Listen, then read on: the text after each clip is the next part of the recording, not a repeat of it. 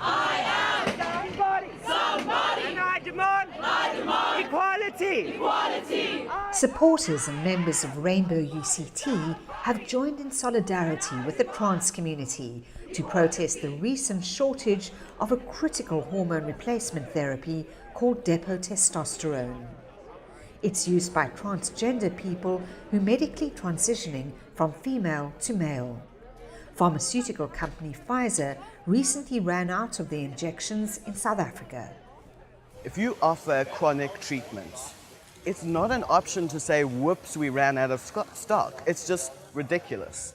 Withdrawing the therapy can have major health and psychological impacts. Going through the emotional turmoil of not having the hormones in your body is a huge deal. Pfizer says Depo-testosterone is now getting back onto the shelves of pharmacies.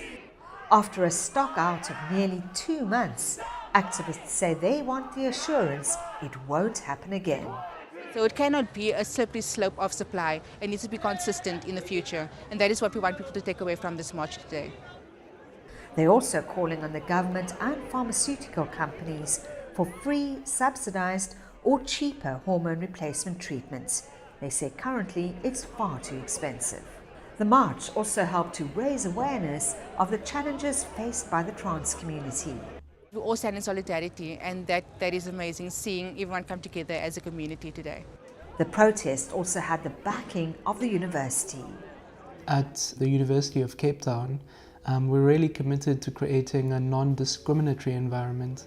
Even though we've taken a few steps to protect young trans people and create that non-discriminatory environment, both at UCT and in South Africa as a whole, we still have a long way to go, which is why the march today was so important.